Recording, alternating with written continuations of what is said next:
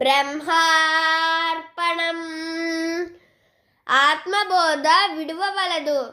పంచలోహములలో బంగారమునకు విలువ ఎక్కువ.